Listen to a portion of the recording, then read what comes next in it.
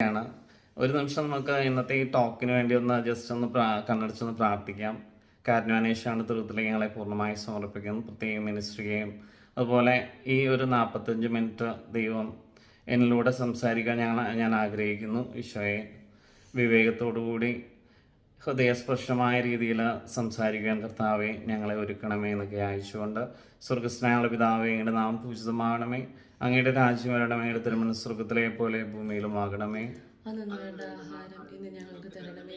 ഞങ്ങളോട് തെറ്റ് ചെയ്യുന്നവരോട് ഞങ്ങൾ ക്ഷമിച്ചിരിക്കുന്നത് പോലെ ഞങ്ങളോട് ക്ഷമിക്കണമേ. ഞങ്ങളെ പ്രലോഭനത്തിൽ ഉൾപ്പെടുത്തരുതേ, പിന്നെ ഞങ്ങൾ രക്ഷിക്കണമേ. നമുക്ക് വചനത്തിലൂടെ തന്നെ ഇന്നത്തെ ശുശ്രൂഷ ആരംഭിക്കാം.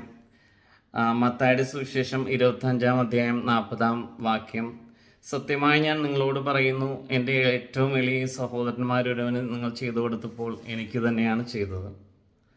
ശരിക്കും ഞങ്ങൾ ശുശ്രൂഷയിലാണ്. ദൈവം അങ്ങനെ ഒരു വഴിയിലൂടെ ഞങ്ങളെ നടത്തിക്കൊണ്ട് പോകുന്നു. എൻ്റെ അപ്പൻ്റെ അമ്മയുടെ കൂടെയാണ് ഞങ്ങൾ താമസിക്കുന്നത്.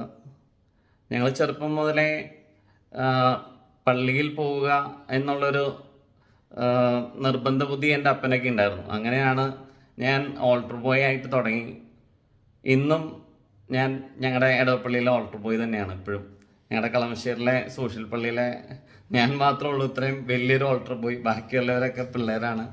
വൈഫാണ് എല്ലാ ദിവസവും പള്ളിയിൽ പാട്ട് പാടുന്നത്. അങ്ങനെ എല്ലാ ദിവസവും പേഴ്സണൽ പ്രയറൊക്കെ കഴിഞ്ഞിട്ട് കുർബാനയിലൂടെയാണ് ജീവിതം എന്നും ആരംഭിക്കാറ്.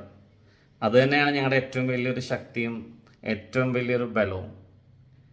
ശുശ്രൂഷയിലേക്ക് കടന്നു വന്നത് ശരിക്കും പറഞ്ഞാൽ അപ്പൻ്റെയും അമ്മയുടെയും വലിയൊരു മാതൃകയിലൂടെയാണ്. എന്താണെന്ന് വെച്ചാൽ ഞങ്ങൾ ചെറുപ്പം മുതലേ ഞങ്ങളെ എല്ലാ ഞായറാഴ്ച ദിവസങ്ങളിലൊക്കെ അല്ലെങ്കിൽ ഒഴിവ് കിട്ടുന്ന ദിവസങ്ങളിലൊക്കെ അപ്പൻ ദശാംശം പോലെ ഏതെങ്കിലും ഒരു ഓൾഡ് ഏജ് ഹോമിലോ മെൻ്റലി റിട്ടാർഡ് ഹോമിലോ അല്ലെങ്കിൽ ഹാൻഡിക്കേപ്ഡ് പിള്ളേരുടെ ഹൗസിലൊക്കെ ഞങ്ങളെ ഒരു നേരത്തെ ഭക്ഷണത്തിന് കൊണ്ടുപോകും.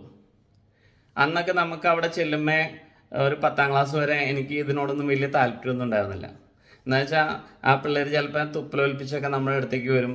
അപ്പം നമുക്ക് അവരെ തൊടാനോ അല്ലെങ്കിൽ എന്തോ ഒരു അറപ്പ് പോലെയൊക്കെ നമുക്ക്, അല്ലെങ്കിൽ നമ്മൾ അവരിൽ നിന്ന് മാറി നിൽക്കാനൊക്കെ നമ്മൾ ആഗ്രഹിച്ചിട്ടുണ്ട്. പക്ഷേ ഒരു പ്രീ ഡിഗ്രി കാലഘട്ടങ്ങളിൽ ദൈവം എന്നിലൂടെ പ്രവർത്തിച്ചതായിരിക്കാം എനിക്ക് അതിനോടൊക്കെ ഭയങ്കര പാഷനായി മാറി എനിക്ക്. അപ്പോൾ എല്ലാ സൺഡേ ഒക്കെ കിട്ടുമ്പോൾ നമ്മൾ ആ സൺഡേ അന്ന് എൻ്റെ കാലത്തൊക്കെ ശരിക്കും പറഞ്ഞാൽ മറൈൻ ഡ്രൈവ് ഒക്കെയാണ് ഞങ്ങളുടെ ഫ്രണ്ട്സൊക്കെ പോയി മീറ്റ് ചെയ്യണ സ്ഥലം. പക്ഷെ ഞാൻ സൺഡേസിൽ അങ്ങനെയൊന്നും പോകാറില്ല. ഞാൻ ഒന്നില്ലെങ്കിൽ പ്രൊവിഡൻസ് ഹോം അല്ലെങ്കിൽ ഹോം ഓഫ് ഫെയ്ത്ത് അങ്ങനെ ഹാൻഡിക്കേപ്ഡ് പിള്ളേർ അല്ലെങ്കിൽ മെൻ്റലി റിട്ടാർഡ് പിള്ളേരുടെ കൂടെ ഹോൾ ഡേ ഞാൻ സ്പെൻഡ് ചെയ്യും. അങ്ങനെ അത് ഒരു പാഷനായി മാറി. എനിക്കപ്പോൾ അവർ തുപ്പലമൊക്കെ എനിക്ക് തുടയ്ക്കാൻ ഒരു ബുദ്ധിമുട്ടല്ലാണ്ട് മാറി. അതൊക്കെ ആയിരിക്കും പിന്നീട് എനിക്ക് ശുശ്രൂഷയിലേക്ക് വരാനുള്ള വലിയൊരു വിളി ദൈവം തന്നത്. അങ്ങനെ എല്ലാ ഞായറാഴ്ച ദിവസങ്ങളിലെ ശുശ്രൂഷകൾ ഞായറാഴ്ച ദിവസം അപ്പൻ്റെ അമ്മയുടെ കൂടെ പോയി. പിന്നെ ഞാൻ തന്നെ പോകാൻ തുടങ്ങി. ഞാൻ കോളേജിൽ പഠിച്ചു. ആ സമയത്തും ഞായറാഴ്ച ദിവസങ്ങളിലൊക്കെ ഇങ്ങനത്തെ പിള്ളേരുടെ കൂടെ ഞാൻ സ്പെൻഡ് ചെയ്യാറ്. അത് എനിക്ക് ജോലി ആയപ്പോഴും യാത്രയൊക്കെ വരുമ്പോൾ ഇപ്പം ട്രിവാൻഡ്രത്തെ കൊല്ലത്ത് വരുമ്പോൾ പുനലൂർ നമ്മുടെ കുറ്റിക്കോണത്ത് നമ്മുടെ പ്രൊവിഡൻസ് ഹോമിൻ്റെ ഹൗസ് ഉണ്ട്. അവിടെ പോയി താമസിക്കും. എന്നിട്ട് അപ്പോൾ ഹോട്ടലിൽ തന്നെ ബില്ല് നമ്മളവിടെ കൊടുത്തിട്ട് ആ പിള്ളേർ കൂടെ കുറേ നേരം സ്പെൻഡ് ചെയ്തിട്ട് ഞാൻ പോരും. ഇപ്പോൾ കണ്ണൂർ അങ്ങനെ പല സ്ഥലങ്ങളിലും എനിക്ക് ഒത്തിരി ഇങ്ങനത്തെ മക്കളുടെ ഒരു ഫ്രണ്ട്ഷിപ്പ് വലയുണ്ടായി. പിന്നീട് എൻ്റെ കല്യാണം കഴിഞ്ഞു. ഒരുപക്ഷെ ഞങ്ങളുടെ ഹണിമൂൺ ഇങ്ങനെയുള്ള ഹൗസുകളിലായിരുന്നു ശരിക്കും പറഞ്ഞാൽ. ഞങ്ങൾ നൈറ്റ് എല്ലാം ഈ പിള്ളേരുടെ അല്ലെങ്കിൽ പകൽ കുറേ നേരം സ്പെൻഡ് ചെയ്യും. പിന്നെ ഞങ്ങൾ എവിടെയെങ്കിലും യാത്രയ്ക്കൊക്കെ പോവും. അങ്ങനെ ശരിക്കും പറഞ്ഞാൽ ഞങ്ങളുടെ ഹണിമൂൺ പോലും ഇങ്ങനെയുള്ള ഹൗസുകളിലെ പിള്ളേരുടെ കൂടെയാണ് ഞങ്ങൾ സ്പെൻഡ് ചെയ്തത്. അങ്ങനെയാണ് ഞങ്ങൾ പിള്ളേരായപ്പോഴും ഞങ്ങളത് കണ്ടിന്യൂ ചെയ്തുകൊണ്ടിരിക്കുന്നു. ഒരു 3 ദിവസത്തെ വെക്കേഷൻ കഴിഞ്ഞ മാസം ഒരു 3 ദിവസത്തെ വെക്കേഷൻ ഉണ്ടായിരുന്നു. അന്ന് ഞങ്ങൾ ഇതുപോലെ കണ്ണൂർ പോയി അവിടെ ഓൾഡ് ഏജ് ഹോമിലൊക്കെ പോയി താമസിച്ചു പിള്ളേരുടെ കൂടെ. ഞങ്ങളുടെ മക്കൾ 3 പേരും ഉണ്ടായിരുന്നു. അപ്പൻ കാണിച്ചു തന്ന മാതൃക നമ്മൾ കുറച്ചും കൂടെ വേറെ രീതിയിൽ ഞങ്ങളുടെ മക്കളെ കാണിച്ചുകൊണ്ടിരിക്കുകയാണ്. അപ്പം നമുക്ക് അങ്ങനെ കിട്ടണ ഒരു സന്തോഷം നമുക്ക് എത്ര പൈസ കൊടുത്താലും കിട്ടില്ല. എന്ന് വെച്ചാൽ അവരൊരു സ്നേഹം, ഞങ്ങളെ നോക്കിയിരിക്കുക. അപ്പച്ചമാരും അമ്മച്ചമാരും പ്രത്യേകിച്ച് കണ്ണൂരുള്ള ഓൾഡ് ഏജ് ഹോമിലെ അമ്മച്ചിമാരൊക്കെ ഞങ്ങൾ വന്നെന്ന് പറഞ്ഞാൽ എല്ലാവരും നോക്കിയിരിക്കും. അവരുടെ മക്കളും കൊച്ചുമക്കളും തന്നെ ഒരു ഫീലാണ് അവർക്ക്. അപ്പം അങ്ങനെയൊക്കെ ഈശോനെ പങ്കുവയ്ക്കാനൊക്കെ കിട്ടുന്ന അവസരങ്ങളൊക്കെ ഞങ്ങൾ ശരിക്കും മാക്സിമം വിനിയോഗിക്കാറുണ്ട്. എന്ന് വെച്ചാൽ നമ്മളിപ്പോൾ ഒരു ഓൾഡ് ഏജ് ഹോമിലോ അല്ലെങ്കിൽ ഇങ്ങനത്തെ ഒരു ഹൗസിൽ പോയ ഒരിക്കലും നമ്മൾ മാറി നിൽക്കില്ല, ഇവരുടെ കൂടെ ആയിരിക്കും, ഇവരെ കെട്ടിപ്പിടിക്കാനും. അങ്ങനെ അങ്ങനെ ഞങ്ങൾ നോർത്ത് ഇന്ത്യയിലൊക്കെ പോകാൻ തുടങ്ങി. ഇപ്പോൾ ഒരു 10 വർഷമായിട്ട് ഞങ്ങൾ എല്ലാ വെക്കേഷനിലും ഇതുപോലെ ഫാമിലി ആയിട്ട് പോയില്ലെങ്കിലും പോകാൻ പറ്റാത്ത അവസ്ഥയിൽ പോലും ഞാനാണെങ്കിലും ഒറ്റയ്ക്ക് പോയി അവിടെ പോയി അത്യാവശ്യം നമ്മളാൽ കഴിയുന്ന രീതിയിലുള്ള സ്നേഹവും ശുശ്രൂഷയൊക്കെ ചെയ്യാറുണ്ട്. പ്രത്യേകിച്ച് നോർത്ത് ഇന്ത്യയിലൊക്കെ അവിടെയൊന്നും ഹൗസ് വിസിറ്റിനൊന്നും ഇവിടുത്തെ പോലെ ഒന്നും ആരും വരാറ് പോലുമില്ല. അപ്പം ഞങ്ങൾ അവിടെ ചെന്ന് 2 ആഴ്ചയൊക്കെ താമസിച്ച് കഴിയുമ്പോൾ ശരിക്കും പറഞ്ഞാൽ നമ്മളവിടെ നിന്ന് പോരാൻ നേരത്ത് ഞങ്ങൾക്കും ഭയങ്കര വിഷമമാണ്, അതുപോലെ തന്നെ അവർക്കും നമ്മളെ വിട്ടു പോണത് ഭയങ്കര ഒരു വിഷമമാണ്. എന്ന് വെച്ചാൽ അവിടെയൊക്കെ ഒരു ഇൻമേറ്റിനെ ദേഹത്ത് തൊടാനോ സ്പർശിക്കാനോ കെട്ടിപ്പിടിക്കാനോ ഒന്നും ആരുമില്ല. അപ്പം നമ്മൾ ചെന്ന് അങ്ങനെ ചെയ്യുമ്പോൾ ശരിക്കും പറഞ്ഞാൽ അവർക്ക് കിട്ടുന്ന ഒരു സന്തോഷം നമ്മൾ ശരിക്കും എക്സ്പീരിയൻസ് ചെയ്തിട്ടുണ്ട്. പിന്നീടാണ് ഇത് വീട്ടിൽ നിന്നുള്ള ഓരോ കാര്യങ്ങളാണ്. നമ്മളിതുപോലെ തന്നെ എല്ലാ ഹൗസിലെയും ഇൻമേറ്റ്സിനെയും കൊണ്ട് നമ്മൾ വർഷത്തിലൊരു ടൂറൊക്കെ പോകാറുണ്ട്. അപ്പം നമ്മൾ എൻജോയ് ചെയ്യണേക്കാളും എന്താ വെച്ചാൽ 365 ദിവസം ഒരു ഹൗസിൽ ആയിരിക്കുന്ന ഒരു അവർക്ക് പുറത്തു പോകാൻ പറ്റുന്നത് വലിയൊരു സന്തോഷമാണ്. അപ്പോൾ ആ സന്തോഷം നമ്മൾ ഒത്തിരി ആസ്വദിക്കണ കാരണം നമ്മൾ എല്ലാ കൊല്ലവും ഇതുപോലെ തന്നെ മുടങ്ങാണ്ട് നമ്മൾ എല്ലാവരെയും സിൽവർ സ്റ്റോമോ അല്ലെങ്കിൽ പല സ്ഥലങ്ങളിലായിട്ട് നമ്മൾ ഇങ്ങനെ വിനോദയാത്രയ്ക്ക് കൊണ്ടുപോകാറുണ്ട്. അതൊക്കെ ദൈവം ഞങ്ങളെ ഒരു നിമിത്തമാക്കുന്നെന്ന് ഞങ്ങൾ വിശ്വസിക്കുന്നു.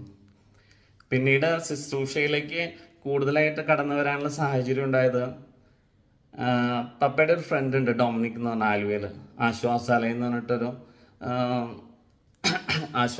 പറഞ്ഞിട്ടൊരു ശുശ്രൂഷ നടത്തുന്നൊരു ഇതാണ്.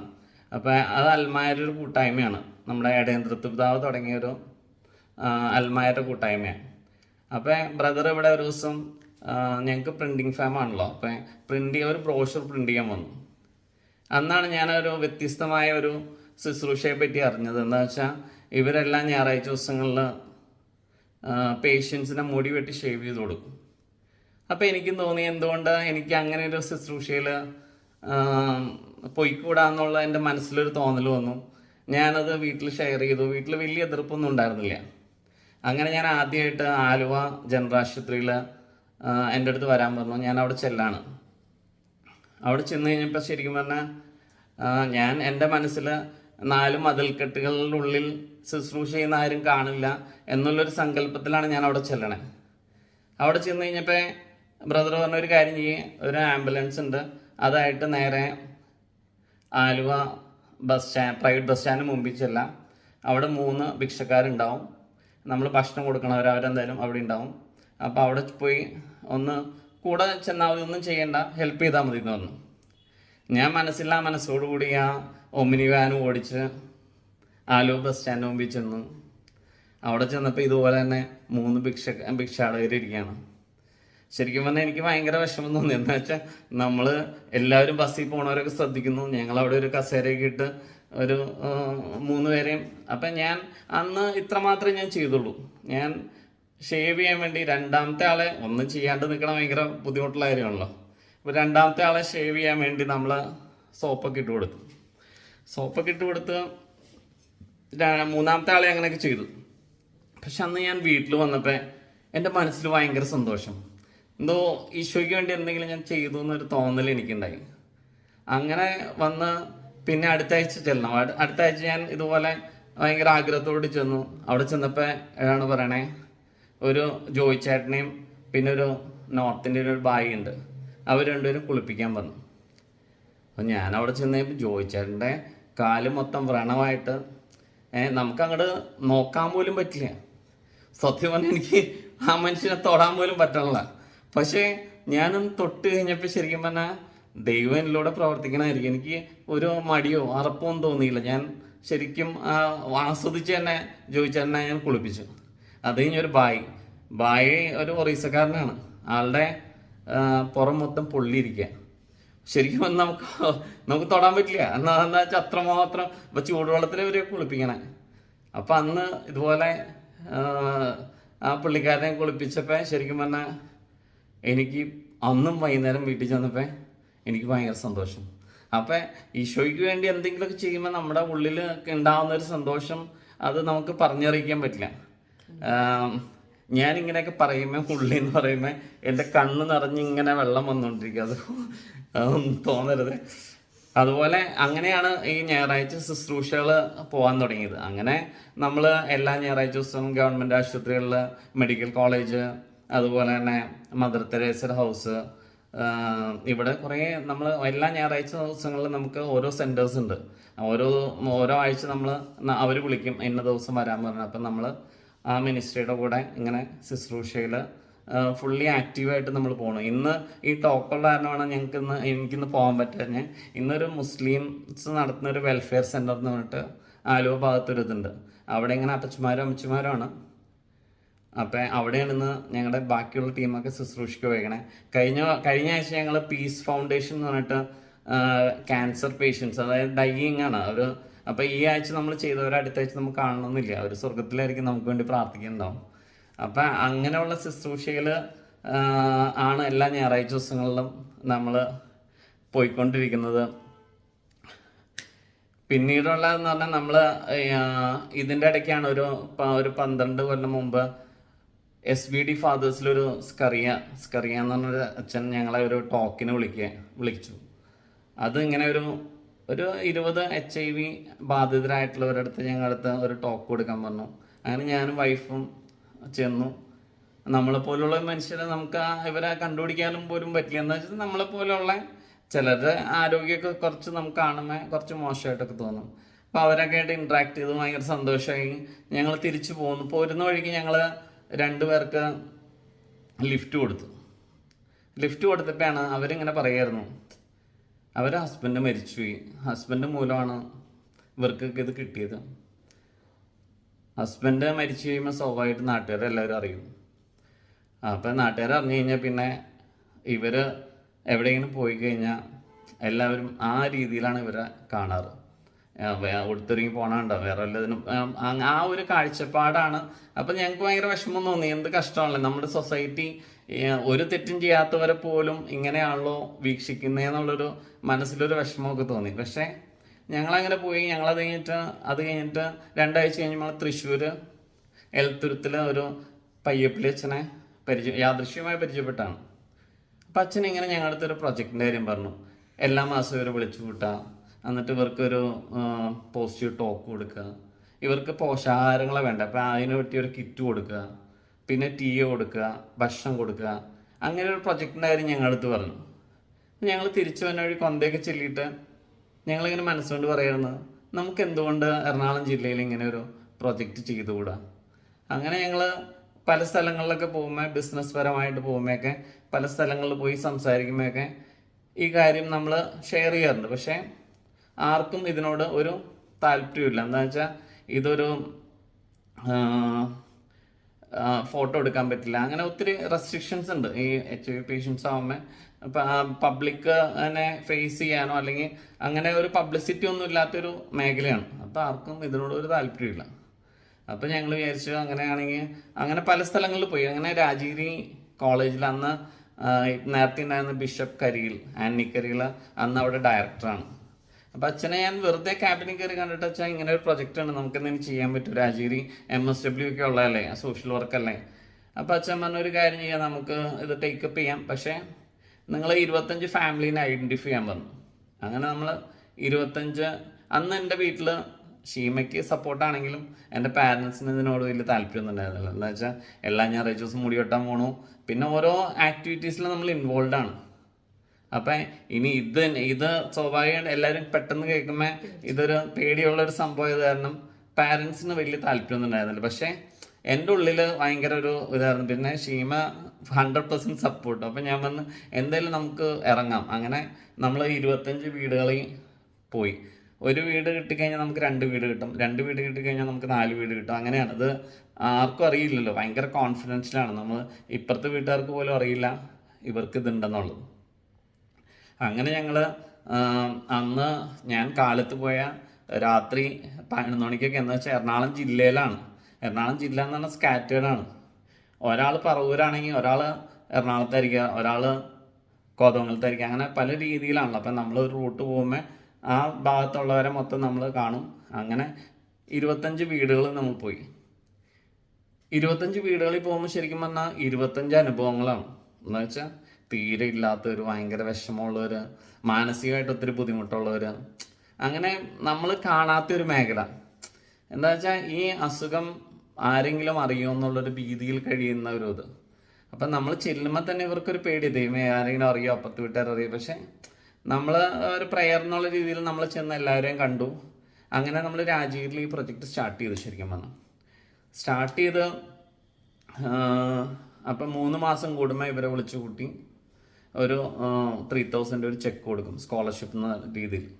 പക്ഷെ എൻ്റെ ഉള്ളിൻ്റെ ഉള്ളിൽ അന്ന് പയ്യപ്പിളിയച്ചൻ പറഞ്ഞൊരു ആശയം, എല്ലാ മാസവും ഇവരെ വിളിച്ചു കൂട്ടുക, എന്നിട്ട് ടോക്ക് കൊടുക്കുക, പ്രൊവിഷൻ കൊടുക്കുക, അങ്ങനത്തെ ഒരു ആഗ്രഹം എൻ്റെ മനസ്സിൽ ഇങ്ങനെ ആഴമായിട്ട് വന്നു. അപ്പം ഞാൻ എന്നാലും ഇത് എല്ലായിടത്തും പോയി പറഞ്ഞുകൊണ്ടിരിക്കും, നമുക്ക് ഇതിനെപ്പറ്റി പറയാം. അങ്ങനെ പലയിടത്തും പോയി പറഞ്ഞ് അങ്ങനെ എൻ്റെ ഒരു സുഹൃത്ത്, അവൻ്റെ ചേട്ടനും അപ്പനും അമ്മയും ചേട്ടനും വൈഫും ഒരു ആക്സിഡൻറ്റിൽ മരിച്ചു പോയത്. അപ്പോൾ അവൻ പറഞ്ഞു, എടാ 15th ഡെത്ത് ആനിവേഴ്സറി ആണ്, അപ്പം ഞാനൊരു 30,000 രൂപ നിനക്ക് തരാം, പത്രത്തിൽ കൊടുക്കാൻ വെച്ചേക്കണ പൈസയാണ്, പക്ഷേ നീ ഈ പ്രൊജക്റ്റ് ചെയ്യാൻ പറ്റുകയാണെങ്കിൽ ചെയ്യാൻ പറഞ്ഞ് എൻ്റെ അടുത്ത് ആ പൈസ ഏൽപ്പിച്ചു. അപ്പം അന്ന് നമ്മുടെ അടുത്ത് 25 കുടുംബം നമ്മുടെ കൂടെയുണ്ട്. അപ്പോൾ നമ്മൾ അവിടെ നിന്ന് ഞങ്ങൾ ശുശ്രൂഷയൊക്കെ ബേസ് ചെയ്തേക്കണ ആലുവയിലാണ്. അപ്പോൾ ആലുവയിലെ സെൻറ്റ് ഡൊമിനിക് ചർച്ചിലെ വികാരിയച്ഛൻ്റെ അടുത്ത് പറഞ്ഞു, വെച്ചാൽ ഇങ്ങനെ ഒരു കൂട്ടായ്മ തുടങ്ങണമെന്നുണ്ട്. അപ്പോൾ അച്ഛൻ പറഞ്ഞു, ഒരു കാര്യം ചെയ്യും, ഞാൻ ഹോള് ഫ്രീ ആയിട്ട് തരാം, നിങ്ങൾ പരിപാടി നടത്തിക്കോളാൻ പറഞ്ഞു. അങ്ങനെ അന്ന് ഈ 30,000 രൂപ വെച്ച് തുടങ്ങി നമ്മൾ 25 ഫാമിലീനെയും വിളിച്ച് കൂട്ടി നമ്മൾ ആ പ്രൊജക്റ്റ് ഒരു 8 കൊല്ലം മുമ്പ് നമ്മൾ സ്റ്റാർട്ട് ചെയ്തപ്പോൾ എൻ്റെ കൂടെ പഠിച്ചൊരു ഡിന്ന എന്ന് പറയുന്ന എൻ്റെ പ്രീഡിഗ്രിക്ക് എൻ്റെ കൂടെ പഠിച്ചതാണ്. ഡിന്ന അപ്പം ആ ഇടയ്ക്ക് എൻ്റെ അടുത്ത് എപ്പോഴും പറയുമായിരുന്നു, എന്തെങ്കിലും പ്രൊജക്റ്റ് ഉണ്ടെങ്കിൽ പറ. യാദൃശ്ചികമായി അവർ കൊറിയയിലാണ്, ആ മാസം അവർ നാട്ടിലുണ്ടായിരുന്നു. ഒക്കെ ദൈവത്തിൻ്റെ ഒരു പദ്ധതിയായിട്ട് ഞാൻ കണക്കാക്കണേ. അവരും ഈ പ്രൊജക്റ്റ് കണ്ടിട്ട് അവർ പറഞ്ഞ ഒരു കാര്യം ചെയ്യും, 10,000 റുപ്പീസ് വെച്ചിട്ട് ഞാൻ എല്ലാ മാസവും അയച്ചു തരാം, പ്രൊജക്റ്റ് കണ്ടിന്യൂ ചെയ്യാൻ പറഞ്ഞു. അപ്പം എൻ്റെ മനസ്സിൽ 10,000 രൂപ, പിന്നെ ബാക്കി എൻ്റെ നിന്ന് കുറച്ച് പൈസ ഇടാം, പലയിടത്തും നിന്ന് വാങ്ങിച്ച് നമുക്ക് ഈ പ്രൊജക്റ്റ് തുടങ്ങാമെന്നുള്ള ഒരു ആഗ്രഹത്തിൽ അന്ന് തുടങ്ങി. 25, 30, 35, 40, ഇപ്പം നമ്മുടെ കൂടെ ഒരു 52 കുടുംബം നമ്മുടെ കൂടെ ഉണ്ട്. ശരിക്കും പറഞ്ഞാൽ ദൈവത്തിൻ്റെ വലിയൊരു പദ്ധതിയും പ്ലാനും ആണെന്ന് ഞാൻ ഉറച്ചു വിശ്വസിക്കുന്നു. എന്താണെന്ന് വെച്ച് കഴിഞ്ഞാൽ ഇന്നലെ 96 മാസം തികഞ്ഞു. എല്ലാ സെക്കൻഡ് സാറ്റർഡേ ആണ് ഞങ്ങൾ മീറ്റ് ചെയ്യണേ. 52 കുടുംബം അവിടെ ഉണ്ടാവും. ശരിക്കും പറഞ്ഞാൽ ഒരു വലിയൊരു അത്ഭുതം എന്താണെന്ന് വെച്ചാൽ നമ്മൾ ഈ എളിയവരായ ഞങ്ങളെ കൊണ്ട് ദൈവം ഇങ്ങനെ ഒരു വലിയൊരു പ്രൊജക്റ്റ് തന്നിട്ട് അത് ഞങ്ങളെ വെച്ച് നടത്തണം. നമുക്ക് എല്ലാ മാസവും 75,000 രൂപ ചിലവുണ്ട്. പക്ഷെ ഞാൻ ആരുടെ അടുത്തൊന്നും ചോദിക്കാറൊന്നുമില്ല. ഞാൻ ഒരു ബ്രോഡ്കാസ്റ്റ് ഗ്രൂപ്പ് ഉണ്ടാക്കിയിട്ടുണ്ട്. എല്ലാ മാസവും ഷീമ അത് എഡിറ്റ് ചെയ്ത് ഒരു ഈശോയുടെ ഒരു പാട്ട് ഇട്ടിട്ട് ഒരു വീഡിയോ ഉണ്ടാക്കും. അങ്ങനെ അത് ഷെയർ ചെയ്യും. അത് എല്ലാവരുടെ ഇടയിലേക്ക് പോവും. ദൈവം തോന്നിപ്പിക്കും, എടാ ഇന്ന പ്രൊജക്റ്റിന് എന്തെങ്കിലും ചെയ്യടാ എന്ന് ദൈവം അവരിൽ തോന്നിച്ചിട്ട് പലര് ഫണ്ട് ചെയ്തിട്ടാണ് ഈ പ്രൊജക്റ്റ് നടക്കുന്നത്.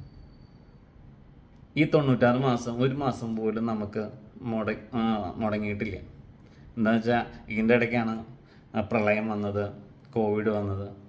പ്രളയം വന്നപ്പോൾ നമ്മൾ എല്ലാവരും വീടുകളിൽ നമ്മൾ കിറ്റുകൾ എത്തിച്ചു കൊടുത്തു. ഞാൻ തന്നെ ഞങ്ങളുടെ വണ്ടിയിൽ അല്ലെങ്കിൽ വേറെ ഓട്ടോയിൽ അങ്ങനെ പല സ്ഥലങ്ങളിലായതുവരെ നമുക്ക് ഒരു റൂട്ട് പോകാൻ പറ്റില്ല. അപ്പം എല്ലായിടത്തും നമ്മൾ കിറ്റുകൾ എത്തിച്ചു കൊടുത്തു. കോവിഡ് വന്നപ്പോൾ നമ്മൾക്കൊരു ആശങ്ക ഉണ്ടായിരുന്നു, ഇത് എങ്ങനെ നടക്കും. അപ്പോഴും ദൈവം തോന്നിപ്പിച്ച ഒരു കാര്യം ചെയ്യും, എല്ലാവരും അക്കൗണ്ട് നമ്പർ വാങ്ങിക്കുക, എന്നിട്ട് അക്കൗണ്ടിൽ പൈസ ഇട്ട് കൊടുക്കാം. അങ്ങനെ ഈ 96 മാസം ഒരു മുടക്കം കൂടാതെ ഈശോ നടത്തിയൊരു വലിയൊരു പ്രൊജക്റ്റ്. ഞാൻ സത്യം പറഞ്ഞാൽ എനിക്ക് ഭയങ്കര അത്ഭുതം തോന്നുന്നുണ്ട്. എന്ന് വെച്ചാൽ കഴിഞ്ഞ ദിവസം തന്നെ നമുക്ക് ഫണ്ട് ഭയങ്കര ഷോർട്ടേജാണ്. അപ്പം ഞങ്ങളുടെ ഇവിടെ ഓഫീസിലെ അക്കൗണ്ട്സ് നോക്കണവർ തന്നെയാണ് ഇതിൻ്റെ അക്കൗണ്ട്സ് നോക്കണേ. അപ്പോൾ അവർ കഴിഞ്ഞ ദിവസം പറയായിരുന്നു, എങ്ങനെ ഈ പ്രൊജക്റ്റ് കൊണ്ടുപോകും എന്ന് വെച്ചാൽ പൈസ കുറഞ്ഞുകൊണ്ടിരിക്കുകയാണല്ലോ. അന്ന് ഞാൻ വിശ്വതി സ്കൂളിൽ ഞാൻ അങ്കമാലിലെ ഞാൻ യാദൃശ്യം വേറൊരു വർക്കിൻ്റെ ഭാഗമായിട്ട് ചെല്ലാണ്. അപ്പോൾ അവിടെ മാമ്പിളേച്ചൻ പതിവില്ലാണ്ട് എൻ്റെ അടുത്ത് ചോദിക്കുകയാണ്, എങ്ങനെ ചോട്ടി ഇങ്ങനെ ഈ പ്രൊജക്റ്റൊക്കെ എങ്ങനെ നടക്കണേ. അപ്പോൾ ഞാൻ പറഞ്ഞ അച്ഛൻ ഇങ്ങനെ പലരുടെ സഹായം കൊണ്ട് മാത്രമാണ് നടക്കണേ. അപ്പം അച്ഛൻ പറയാണ്, ഒരു കാര്യം ചെയ്യാം, നമുക്ക് ഒരു ലെറ്റർ എനിക്ക് അയച്ചാൽ ഞാൻ ഈ മാസത്തെ 75,000 രൂപ ഞാൻ തരാം. എന്താ വെച്ചാൽ ദൈവത്തിന് അസാധ്യമായി ഒന്നുമില്ല. ശരിക്കും പറഞ്ഞാൽ നമ്മുടെ ഇൻറ്റൻഷൻ നല്ലതാണ് എങ്കിൽ ഈശോ നമ്മുടെ കൂടെ കട്ടയ്ക്ക് നിൽക്കും. എന്ന് വെച്ചാൽ അത് പല രീതിയിലും നമുക്ക് അനുഭവമുണ്ട്. എന്ന് വെച്ചാൽ ഓരോ മാസവും അത് എങ്ങനെ റൺ ചെയ്തു പോകുന്നു. നമ്മുടെ ഈ ശുശ്രൂഷനെ പറ്റി ജസ്റ്റ് ചെറിയ രീതിയിൽ എന്ത് നടക്കണമെന്നും കൂടെ ഒന്ന് പറയാം. നമ്മൾ 2-2.25 വൈഫും അതുപോലെ 2 രജിസ്ട്രേഷൻ ആയിരിക്കും. നമ്മൾ അവിടെ ഇപ്പം ഒരാളാണോ 2 പേരാണോ എന്ന് നമ്മൾ നോട്ട് ചെയ്യും. ഒരാളാണെങ്കിൽ നമ്മൾ 100 രൂപ ടി കൊടുക്കും. 2-3 പേര് വരാണെങ്കിൽ 200 രൂപ ടി കൊടുക്കും. അപ്പോൾ ഇവർക്ക് വന്നതിനൊന്നും ഒരു ബുദ്ധിമുട്ടില്ല. പിന്നെ അതുപോലെ തന്നെ നമുക്കൊരു പിള്ളേർക്കൊരു കാർഡ് സിസ്റ്റം ഉണ്ട്. അതിനകത്ത് സൈൻ ചെയ്ത് കഴിഞ്ഞാൽ ആ കൊച്ചിന് 300 റുപ്പീസ് വെച്ചിട്ട് നമ്മൾ എല്ലാ മാസവും കൊടുക്കും. പക്ഷേ അത് സ്കൂൾ റീ ഓപ്പണിംഗ് ടൈമിൽ നമ്മൾ കൊടുക്കുകയുള്ളൂ. അപ്പം ഒരു ലംസം എമൗണ്ട് ആയിട്ട് ആ കൊച്ചിന് പഠന സൗകര്യത്തിനായിട്ട് അത് യൂസ് ചെയ്യാം. അതുപോലെ 3 മണിയാകുമ്പോൾ നമ്മൾ ഒരു ഗ്രൂപ്പ് ഗെയിമോടുകൂടി നമ്മൾ ഈ ഇത് ആരംഭിക്കും. അപ്പോൾ അവർ കുറച്ചും കൂടെ എനർജി ആയിട്ട് നന്നായിട്ട് ആക്റ്റീവായിട്ട് എല്ലാത്തിലും പങ്കെടുക്കും. അത് കഴിഞ്ഞിട്ട് ഒരു 3:20-25 ആകുമ്പോൾ നമ്മുടെ ഒരു അച്ഛൻ വന്നിട്ട് ഒരു പോസിറ്റീവ് ടോക്ക് കൊടുക്കും. ആരെങ്കിലും ഒരു സ്പെഷ്യൽ ഗസ്റ്റായിട്ട് ഇന്നലെ ഞങ്ങൾക്കൊരു ഗസൽ സിംഗർ ഉണ്ടായിരുന്നു, ഒരു അഷ്ന എന്ന് പറഞ്ഞിട്ട്. അപ്പോൾ അവർ ഇന്നലെ 2-3 പാട്ടൊക്കെ പാടി. അവർക്ക് ഭയങ്കര സന്തോഷമായി. പിന്നെ നമ്മൾ ഒരു 1250 രൂപയുടെ ഒരു കിറ്റ് കൊടുക്കും എല്ലാ മാസത്തെ പ്രൊവിഷനായിട്ട്. പിന്നെ ടീ സ്നാക്സ്. ഇങ്ങനെയാണ് ഈ പ്രൊജക്റ്റ് നടക്കണേ. അപ്പോൾ ശരിക്കും പറഞ്ഞാൽ ദൈവത്തിൻ്റെ വലിയൊരു കരുതലും സ്നേഹമൊക്കെ ഞങ്ങൾക്ക് ഒത്തിരി അനുഭവിക്കാൻ സാധിക്കുന്നുണ്ട് ഈ പ്രൊജക്റ്റിലൂടെ. അങ്ങനെ ഞങ്ങൾ ഓരോ മാസവും ഇങ്ങനെ എല്ലാ കാര്യങ്ങളും ഭംഗിയെ നടത്തിക്കൊണ്ട് പോകുന്നു.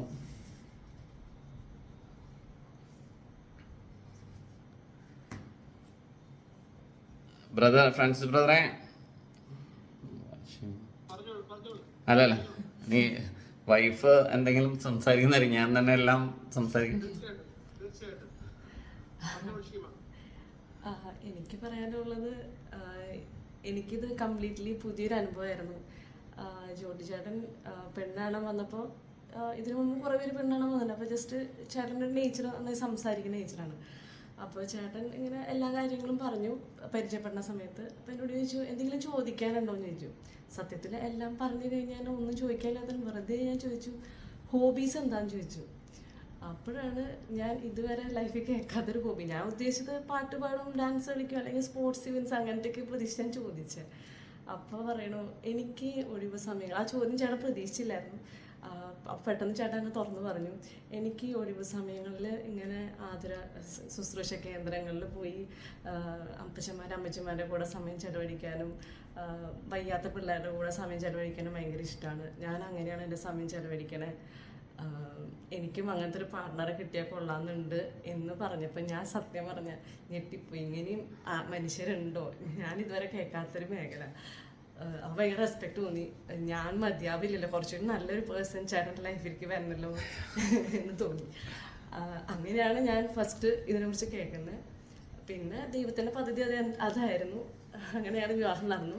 അപ്പോൾ ഒരു 4 മാസം ഞങ്ങൾക്ക് കല്യാണത്തിന് മുമ്പ് ഉണ്ടായിരുന്നു. അപ്പോൾ ഫോൺ വിളിയൊക്കെ ഉണ്ടാവില്ല. അപ്പോൾ ചേട്ടൻ ഇൻമേറ്റ്സിൻ്റെ ഫോൺ കൊടുക്കും, അവരെന്നോട് സംസാരിക്കും, പാട്ട് പാടാൻ പറയും, പാട്ട് പാടി കൊടുക്കും. അപ്പോൾ കല്യാണത്തിന് മുമ്പ് തന്നെ ഞാൻ അവരായിട്ട് പരിചയമായി.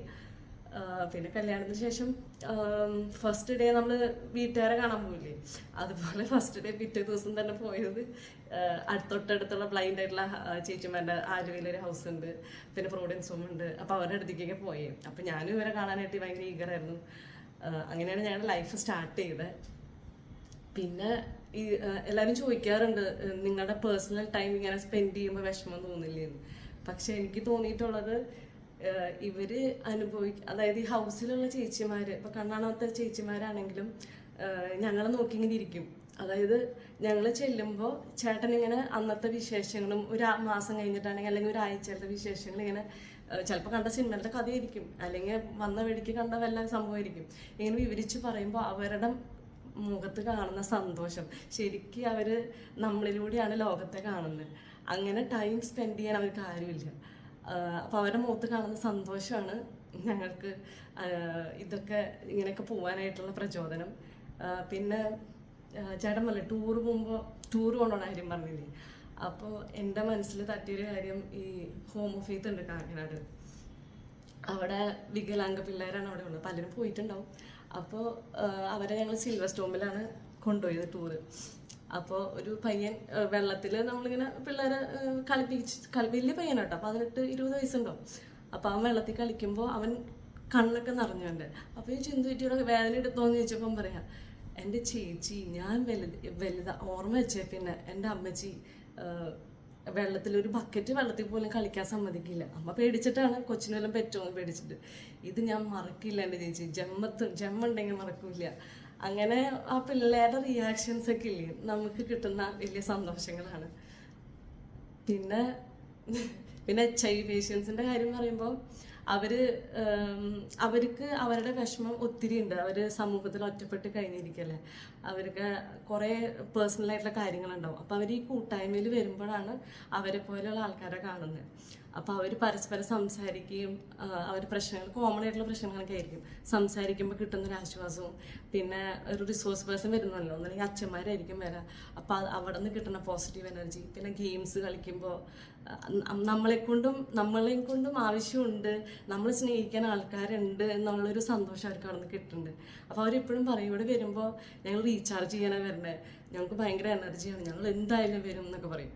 അപ്പോൾ അതൊക്കെ കേൾക്കുമ്പോഴും ഒക്കെയാണ് ഞങ്ങൾ ഡൗൺ ആയിട്ടിരിക്കുമ്പോൾ അവരാണ് ഞങ്ങളുടെ എനർജി. അത് ഈശോ ഞങ്ങളെ ഓരോ ഉപകരണങ്ങളാക്കി, അല്ലാണ്ട് ഞങ്ങളാരുമല്ല. നമുക്ക് അവസരം തരുന്നു, നമുക്കത് ചെയ്യാൻ സാധിക്കുന്ന കർത്താവിൻ്റെ വലിയ കൃപ. ഞാനിപ്പോഴും ഓർക്കണം എന്താ വെച്ചാൽ ഞങ്ങളുടെ ഇളയ കൊച്ചുണ്ടായിരുന്നപ്പോൾ ഇപ്പം അവൾക്ക് 6 വയസ്സായി. അപ്പം ഈ പ്രൊജക്റ്റിൻ്റെ ഇടയിലാണ് ഈ കൊച്ചൊക്കെ ഉണ്ടാവണേ. അപ്പോൾ ശരിക്കും പറഞ്ഞാൽ 3 മാസം കഴിഞ്ഞ് ഷീമ മീറ്റിങ്ങിന് വന്നു തുടങ്ങി കൊച്ചിനെ കൊണ്ട്. അപ്പോൾ അവർ എടുത്തോട്ടെ എന്നൊക്കെ ചോദിക്കും. അപ്പോൾ ഞങ്ങൾ പറയും ധൈര്യമായിട്ട് എടുത്തോ, ഒരു കുഴപ്പമില്ല. അപ്പോൾ അവർ ശരിക്കും പറഞ്ഞാൽ അവരെ കണ്ണൊക്കെ നിറയണം. ഞാൻ കണ്ടിട്ടുണ്ടെന്ന് വെച്ചാൽ അവരുടെ വീടുകളിൽ പോലും ഈ കുഞ്ഞുങ്ങളെ എടുക്കാൻ പോലും ഇങ്ങനെ ഇത് കാരണം മാറ്റി നിർത്തുമ്പോൾ നമ്മൾ അവരുടെ കൂടെ തോളത്ത് കൈയിട്ട് അവരിൽ ഒരാളായിട്ട് നമ്മൾ പ്രവർത്തിക്കുമ്പോൾ മാത്രമേ നമ്മൾ ശുശ്രൂഷ ചെയ്തിട്ട് കാര്യമുള്ളൂ. അല്ലാണ്ട് നമ്മൾ അവരെ ശരിക്കും നമ്മളെ ചേർത്ത് നിർത്തി തന്നെ പ്രൊജക്റ്റ് ചെയ്യണേ എന്ന് വെച്ചാൽ അങ്ങനെ ചെയ്യുമ്പോൾ ഈശോ ഇടപെടുള്ളൂ. അല്ലാണ്ട് നമ്മൾ വലിയ സംഭവമായിട്ട് നമ്മൾ മാറിയുന്ന ഒരിക്കലും ഒരു ശുശ്രൂഷ മുന്നോട്ടുണ്ടാകാൻ പറ്റില്ല. പിന്നെ അതുപോലെ തന്നെ പ്രയറാണ് അടിസ്ഥാനം കേട്ടോ എല്ലാത്തിനും. ഞങ്ങളുടെ ഈ ശുശ്രൂഷയിൽ ഞങ്ങൾക്ക് ഇങ്ങനെ നിലനിൽക്കാൻ സാധിക്കുന്നത് തന്നെ ഞങ്ങളുടെ പ്രയർ തന്നെയാണ്. എന്ന് വെച്ചാൽ ഞങ്ങൾ ഇപ്പം കല്യാണം കഴിഞ്ഞിട്ട് ശരിക്കും ഞാൻ കല്യാണത്തിന് മുമ്പ് ഭയങ്കര കുറച്ച് ഓവറായിരുന്നു പ്രയർന്ന് തന്നെ ഞാൻ മനസ്സുകൊണ്ട് വിചാരിക്കാറുണ്ട്. എന്ന് വെച്ചാൽ ഞാൻ രാത്രി 3 മണിക്കൊക്കെ എണിച്ച് കൊന്തയിലും. അപ്പം എനിക്ക് പണ്ട് തൊട്ടേ ഞാൻ ആരോ പറഞ്ഞു കേട്ടിട്ടുണ്ട്, നമ്മൾ നേരത്തെ പ്രാർത്ഥിച്ചു വരുകയാണെങ്കിൽ നല്ലൊരു ലൈഫ് പാർട്ണർ കിട്ടുക. അങ്ങനെ ഞാൻ ഒത്തിരി പ്രാർത്ഥിക്കുമായിരുന്നു. ഞാൻ ഈശോടുത്ത് പറയുന്നു, ഞാൻ ഒരാളെ കാണുള്ളൂ ഈശോയെ, ഞാൻ ഒരാളെ കാണുള്ളൂ, ആ ആളെ എനിക്ക് എന്തായാലും. അത് കാരണം ഞാൻ ആദ്യം ഷീമേനെ കാണാൻ പോയി. അപ്പം ഞങ്ങളുടെ ഇടയിൽ 2 വീട്ടുകാർക്കും അറിയുന്ന ഒരു കസിൻ, 2 പേരുടെയും കസിനായിട്ടുള്ള ഒരു ആൻറ്റി ഉണ്ട്. ആ ആൻറ്റി എന്നെ പെണ്ണ് കാണാൻ പോകുന്നതിന് തലേ ദിവസം എൻ്റെ അടുത്ത് പറഞ്ഞു, എടാ നീ ധൈര്യമായിട്ട് പോയിക്കോ, അവരുടെ ഗ്രാൻഡ് ഫാദർ ഫുള്ളി ബെഡഡായിട്ട് കിടന്നപ്പോൾ A-Z വരെ ചെയ്തതാണ്. അപ്പം നിനക്ക് കണ്ടിഷ്ടമാണെങ്കിൽ നീ ധൈര്യമായിട്ട് പ്രൊസീഡ് ചെയ്തോളാൻ പറഞ്ഞിട്ടാണ് ഞാൻ ചെല്ലുന്നത്. അപ്പം എൻ്റെ പകുതി മനസ്സിലെ ശുശ്രൂഷ കുറച്ച് ഉള്ള ഒരാളാണെന്നുള്ളൊരു ബോധ്യത്തോടുകൂടി തന്നെ ഞാൻ ചെല്ലണേ. അങ്ങനെയാണ് ഞങ്ങളുടെ കല്യാണം. ഞാൻ ഒരാളെ അത് കാരണം കാണാൻ പറ്റുള്ളൂ എനിക്ക്. അപ്പം ഒരാളെ കണ്ടു. പക്ഷേ ദൈവം ഒരുക്കണതാണ്. അല്ലെങ്കിൽ എന്താ വെച്ചാൽ ഞാൻ ഇത്രയും വലിയ ശുശ്രൂഷയിൽ അന്നും ഇങ്ങനെ ഒത്തിരി കാര്യങ്ങൾ ചെയ്തുകൊണ്ടിരിക്കുന്നു. അപ്പം അതിന് പറ്റിയൊരു ആള് നമുക്ക് കിട്ടിയില്ലെങ്കിൽ അത് ഭയങ്കര ബുദ്ധിമുട്ട് തന്നെ. അപ്പം ദൈവം കണ്ടറിഞ്ഞ് തന്നെ ആയിരിക്കും അങ്ങനെ ഒരു ആളെ എനിക്ക് തന്നത്. അന്ന് ഞങ്ങൾ കല്യാണം കഴിഞ്ഞിട്ട് ഇപ്പം 19 വർഷമാകുന്നു. ഇന്നേ വരെ ഞങ്ങളുടെ രാത്രിയിലത്തെ പ്രയറൊന്നും ഞങ്ങൾ മുടക്കിയിട്ടില്ല. കുടുംബ പ്രാർത്ഥന ഞങ്ങൾക്ക് ഉണ്ടെങ്കിൽ പോലും ഞങ്ങളുടെ റൂമിലെ പ്രയറിൽ ഞങ്ങൾ അങ്ങനെ ഒത്തിരി കാര്യങ്ങൾ നേടിക്കൊടുത്തിട്ടുണ്ട് പ്രാർത്ഥിച്ചെന്ന് വെച്ചാൽ ഹസ്ബൻഡും വൈഫിൻ്റെയും പ്രത്യേകിച്ച് നമ്മുടെ ഒരേ മനസ്സോടുകൂടി പ്രാർത്ഥിക്കുന്ന ഏത് കാര്യവും ഈശോ നടത്തി തരുമെന്ന് ഞങ്ങൾക്ക് കുറച്ച് ബോധ്യമുണ്ട്. ഞാൻ എപ്പോഴും വിചാരിക്കും, ഞങ്ങൾ പാരൻസിൻ്റെ കൂടെ താമസിക്കണേ. അപ്പം സ്വാഭാവികമായിട്ടും ചെറിയ ചെറിയ ഇഷ്യൂസൊക്കെ വരുമ്പോൾ നമ്മുടെ മനസ്സാണ് പറയണത് എല്ലാ കാര്യവും. ഏത് കാര്യമാണെങ്കിലും നമ്മുടെ മനസ്സ് ക്ലിയറാണ്. നമ്മൾ ഈശോയുടെ കൂടിയാണെങ്കിൽ ചിലപ്പോൾ ഇപ്പം ഞങ്ങളുടെ ഇടയിൽ തന്നെ ഉള്ളതാണെങ്കിലും എൻ്റെ മനസ്സ് അല്ലെങ്കിൽ അവളുടെ മനസ്സ് പറയും കുഴപ്പമില്ല പോട്ടെ. ആ മനസ്സ് ശരിക്കും ദൈവമാണ്. ദൈവം ഉണ്ടെങ്കിലേ അങ്ങനെ നമ്മുടെ മനസ്സ് തോന്നിക്കുള്ളൂ. അപ്പം അത് കാരണം വേറെ ഇഷ്യൂസോ പ്രശ്നങ്ങളൊന്നും ഞങ്ങളുടെ ലൈഫിൽ ഉണ്ടാവാറില്ല.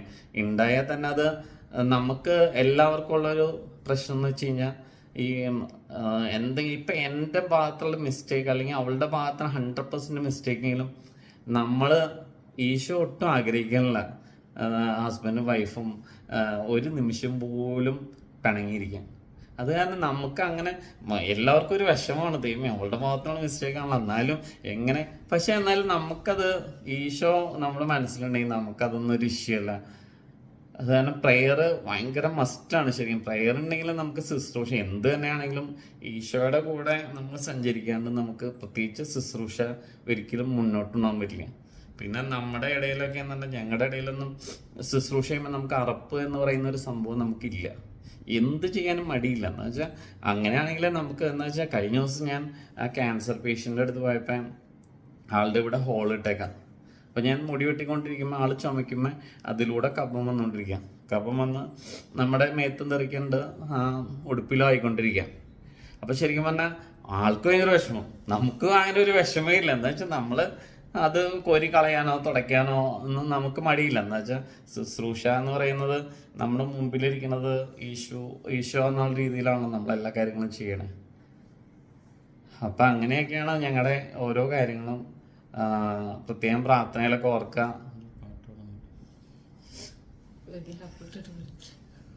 ഷീമ ഒരു പാട്ട് പാടുന്നതായിരിക്കും. എന്നിലലിഞ്ഞു നീ ഞാനായി തീരുമ്പോൾ, നിന്നിലലിഞ്ഞു ഞാൻ നീയായി തീർന്നിടാൻ എത്ര നാളായി കൊതിച്ചിടുന്നു നാഥാ, എന്നെ നീയാക്കി മാറ്റിയിടണമേ. എന്നിലലിഞ്ഞു നീ ഞാനായി തീരുമ്പോൾ, നിന്നിലലിഞ്ഞു ഞാൻ നീയായി തീർന്നിടാൻ എത്ര നാളായി കൊതിച്ചിടുന്നു നാഥാ, എന്നെ നീയാക്കി മാറ്റിയിടണമേ. എൻ്റെ ഈശോയേ ദിവ്യകാരുണ്യമേ, നിന്നെ കാത്തിരിക്കാം ഞാൻ എൻ്റെ അന്ത്യം വരെയും. എൻ്റെ ഈശോയേ ദിവ്യകാരുണ്യമേ, നിന്നെ കാത്തിരിക്കാം ഞാൻ എൻ്റെ അന്ത്യം വരെയും.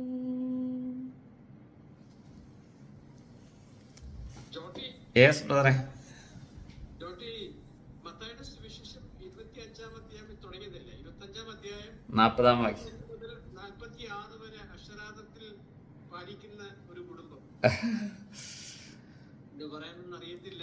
തീർച്ചയായിട്ടും നിങ്ങൾ രണ്ടുപേരും ഒരു മിനിറ്റ് ആരോ ഒന്ന് ഊപ്പിച്ചെന്നു.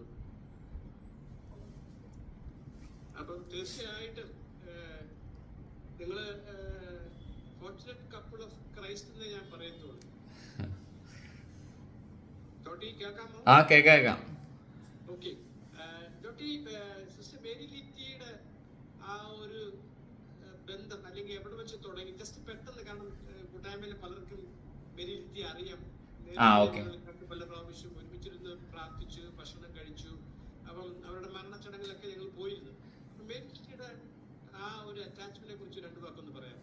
മദർ ശരിക്കും പറഞ്ഞാൽ ഞങ്ങൾ പ്രോവിഡൻസ് ഹോം നമുക്ക് ഇവിടെ ഉണ്ട്, കാക്കനാട് ഉണ്ടായിരുന്നു പണ്ട്. ഇപ്പം അത് കിഴക്കമ്പലത്തേക്ക് മാറി. അപ്പം ഞാൻ ശരിക്കും പറഞ്ഞാൽ എൻ്റെ പ്രീ ഡിഗ്രി കാലഘട്ടങ്ങളിലൊക്കെയാണ് ഞാൻ പ്രോവിഡൻസ് ഹോമായിട്ട് കൂടുതൽ അടുത്തത്. അങ്ങനെ ഞാൻ പറഞ്ഞില്ലേ, നേരത്തെ പറഞ്ഞില്ലേ, സൺഡേയ്സൊക്കെ ഞാൻ ഈ പ്രോവിഡൻസ് ഹോമിലെ പിള്ളേരുടെ കൂടെയാണ് ഏറ്റവും കൂടുതൽ ഞാൻ സ്പെൻഡ് ചെയ്തേക്കണേ. അങ്ങനെയാണ് മദർ മേരി ലിറ്റിനെ ഞാൻ പരിചയപ്പെടുന്നത്. ഞങ്ങൾ ഭയങ്കര കൂട്ടായിരുന്നു. എന്ന് വെച്ചാൽ ഞാൻ മദറിൻ്റെ ഡോക്യുമെൻ്ററി വീഡിയോയിലൊക്കെ ഞാൻ എൻ്റെ ഒരു ടോക്ക് ഉണ്ട് അതിനകത്ത്. അതുപോലെ തന്നെ ഞങ്ങൾ ഒരുമിച്ച് പല യാത്രകളൊക്കെ ചെയ്തിട്ടുണ്ട്. മരിക്കുന്നതിന് മുമ്പ് ഞങ്ങൾ ഒരു മാസം മുമ്പ് ഞാനും കുടുംബവും പോയിട്ടുണ്ടായിരുന്നു. അപ്പോഴും മദർ എൻ്റെ അടുത്ത് പറഞ്ഞൊരു കാര്യം എന്താണെന്ന് വെച്ചാൽ, ഇന്ന് ഇതുപോലെ ഓരോ ഹൗസുകൾ വിസിറ്റ് ചെയ്ത് അവിടെ താമസിക്കുന്നവരുമായിട്ടൊന്നും അങ്ങനെ ഭയങ്കര കുറവാണ്. അപ്പം നിങ്ങൾ ഈ ചെയ്യണത് ഒരിക്കലും മുടങ്ങരുത്, അത് കണ്ടിന്യൂ ചെയ്യണമെന്നാണ് പറഞ്ഞത്. ശരിക്കും പറഞ്ഞാൽ ഈ മദർ മേരി ലിറ്റിയുടെ എല്ലാ ഹൗസുകളിലും ഞങ്ങൾ പോയി താമസിച്ചിട്ടുണ്ട്. ഏത് കണ്ണൂർ, ബിജനൂർ എല്ലായിടത്തും നമ്മൾ താമസിച്ചിട്ടുണ്ട്. കേരളത്തിലും എല്ലാ ഹൗസിലും. അതുപോലെ ഇനി ആഫ്രിക്കയിൽ മാത്രമാണ് പോകാനുള്ളത്.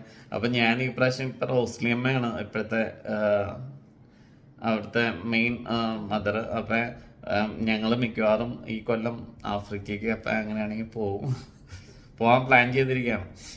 മദർ ഭയങ്കര ഇൻസ്പയറിംഗ് ആണ്. മദറൊക്കെ നമ്മുടെ ഏറ്റവും ബാക്ക് ബോണാണ് ശരിക്കും പറഞ്ഞാൽ ശുശ്രൂഷയ്ക്ക് പ്രത്യേകിച്ച്.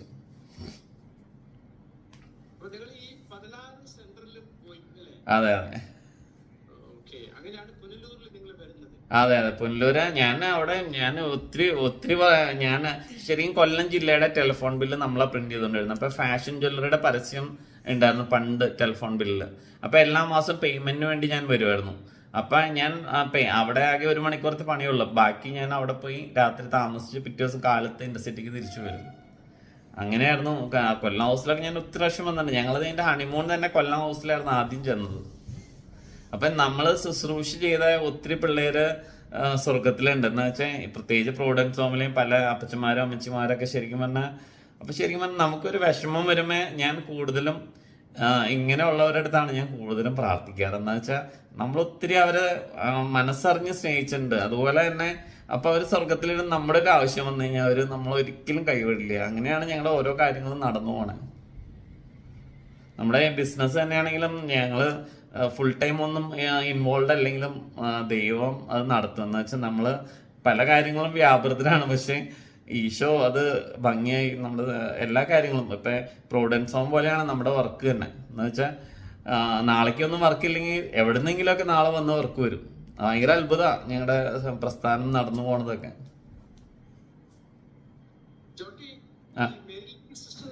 കോൺഗ്രിഗേഷന്റെ ഒരു പ്രത്യേകത എന്ന് പറഞ്ഞാല്, ഓഫ്കോഴ്സ് ഞങ്ങൾ എല്ലായിടത്തും ഒന്നും പോയിട്ടില്ല. ഞാൻ ആ 2 സ്ഥലത്ത് മാത്രമേ പോയിട്ടുള്ളൂ. അപ്പോഴേ ഞാൻ മനസ്സിലാക്കിയത് അവിടെയുള്ള സിസ്റ്റേഴ്സ് എപ്പോഴും സന്തോഷത്തിലാണ്, നല്ല പുഞ്ചിരിയാണ്, വളരെ അവരുടെ സാറ്റിസ്ഫാക്ഷൻ. അവരെ കാണുമ്പോഴേ നമ്മൾ മറ്റതെല്ലാം മറക്കുകയാണ്. അതെ, തീർച്ചയായിട്ടും വലിയൊരു അനുഭവം തന്നെയാണ്. ഒത്തിരി സന്തോഷമുണ്ട്. കുറച്ചുകൂടെ സമയം ചെലവഴിക്കണമെന്ന് ഞങ്ങൾക്ക് ആഗ്രഹമുണ്ട്. പക്ഷെ അച്ഛൻ ഓൾറെഡി ജോയിൻ ചെയ്തിട്ടുണ്ട്. അച്ഛന് വേണ്ടി പ്രത്യേകം പ്രാർത്ഥിക്കണം. കാരണം അച്ഛന് ഇതുപോലെ ഒരു സമാനമായ ഒരു മിനിസ്ട്രിയാണ് ചെയ്യുന്നത്. Fraternity, jail ministry. കേരളത്തിൽ ഉടനീളം എല്ലാ രൂപതകളിലും അച്ഛൻ പോകുന്നുണ്ട്. ക്ഷണിക്കാം നമ്മുടെ കൂട്ടായ്മയിൽ. നിങ്ങൾക്ക് 2 പേർക്കും കുടുംബത്തിനും വേണ്ടി ഉറപ്പായിട്ട് പ്രാർത്ഥിക്കാം. ദൈവം നിങ്ങൾ എല്ലാവരെയും സമൃദ്ധമായിട്ട് അനുഗ്രഹിക്കട്ടെ. Thank you George Sheema. സഹോദരങ്ങളെ, നമ്മുടെ അച്ഛൻ ജോയിൻ ചെയ്തിട്ടുണ്ട്.